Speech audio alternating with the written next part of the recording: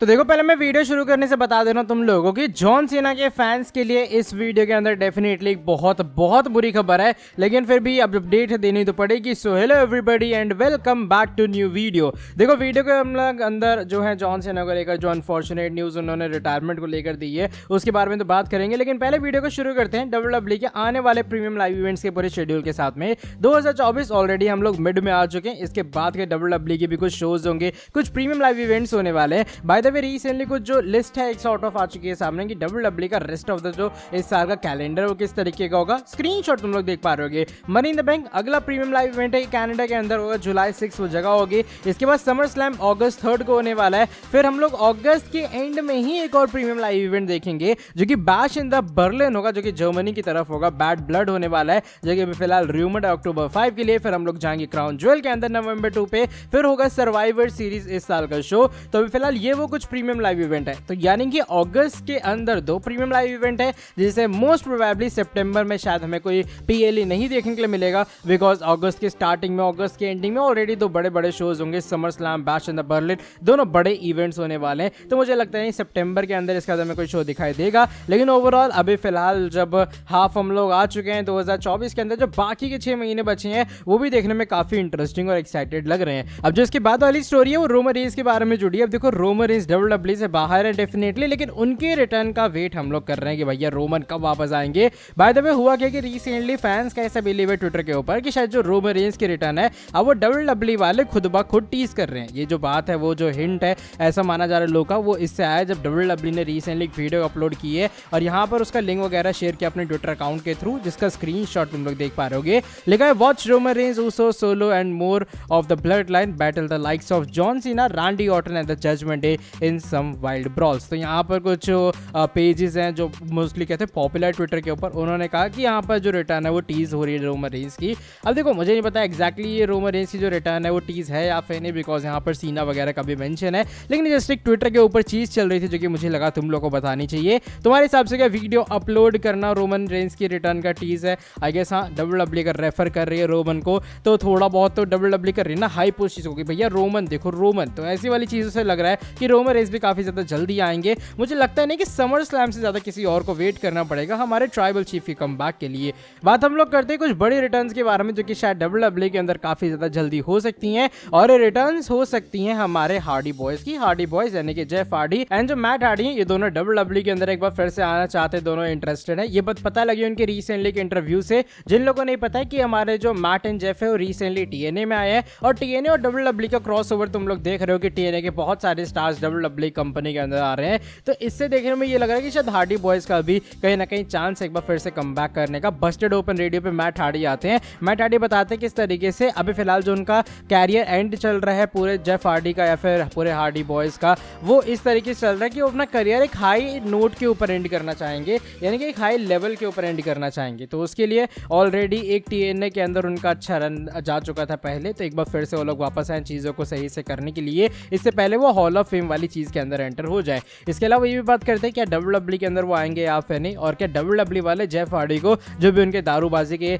Allegations लगे थे उसके बाद में चीज़ों को और वो करेंगे या फिर नहीं, कि WWE ने एक्सेप्ट करेगी या फिर नहीं। तो मैट हार्डी यहाँ पर ये कहते हैं देखो TNA WWE दोनों एक साथ काम कर रहे हैं, और जेफ हार्डी अपने आप को बदल रहा है, अंदर से चेंज कर रहा है, ताकि वो भी अपना करियर सही से एंड कर पाए, जो उसकी इमेज बन चुकी है उसको थोड़ा इंप्रूव करने के लिए भी। तो रिबिल्डिंग जब चल रही है उस पर ट्रस्ट करके ही TNA वालों ने जेफ हार्डी को बुलाया है। तो जेफ हार्डी जो है भी फिलहाल कह सकते हैं वो रिबिल्ड कर रहे हैं, तो WWE वाले भी उनको शायद एक मौका, शायद एक अपॉर्चुनिटी देना चाहेंगे, और शायद जेफ हार्डी अपने आप को और भी चेंज कर लेगा WWE के अंदर एक बार फिर से कमबैक करने के लिए, वो बुरी चीज़ें सब छोड़ देगा। तो ओवरऑल ये चीज़ें इस तरफ इंडिकेट कर रही हैं कि कहीं ना कहीं अब कंपनी के अंदर जेफ हार्डी का कमबैक हो सकता है। अब फिलहाल वो TNA के ऊपर फोकस करें, चीज़ें सही रही तो WWE के अंदर भी जो हार्डी बॉयज है एक बार फिर से तुम्हें दिखाई देंगे। ये कुछ टीज रिसेंट टाइम में हो चुका है। तुम्हारे हिसाब से क्या हार्डी बॉयज को कमबैक करना चाहिए WWE के अंदर या फिर नहीं? तुम में से जेन्युइनली बताना कितने लोग हैं जो कि उनका एक फाइनल रन WWE के अंदर देखना चाहेंगे।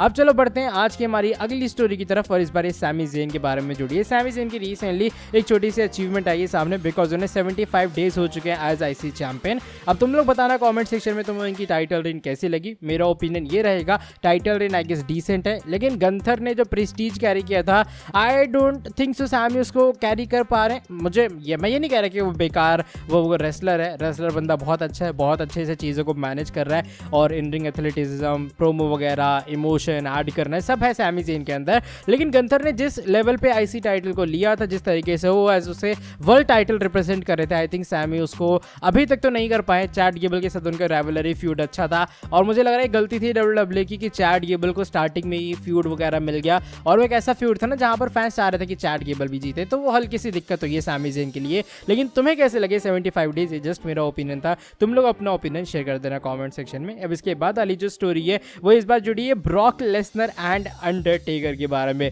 Dead man the phenom the Undertaker and beastie boy Brock, इन दोनों का फ्यूड, इन दोनों की राइवलरी तुम्हें याद होगी।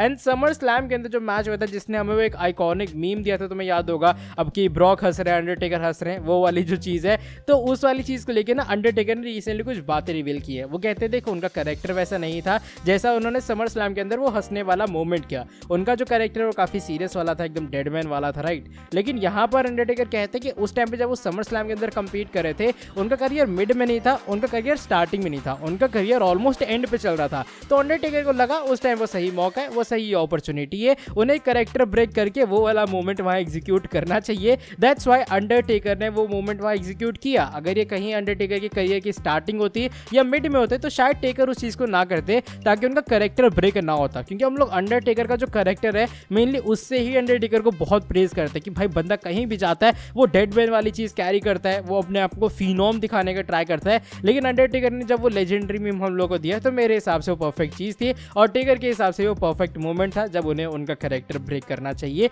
अब चलो बढ़ते हैं आज की हमारी नेक्स्ट एंड फाइनल स्टोरी की तरफ। इस बार ये जुड़ी है the champ who runs the camp, the face who runs the place, यानी कि जॉन सीना के बारे में।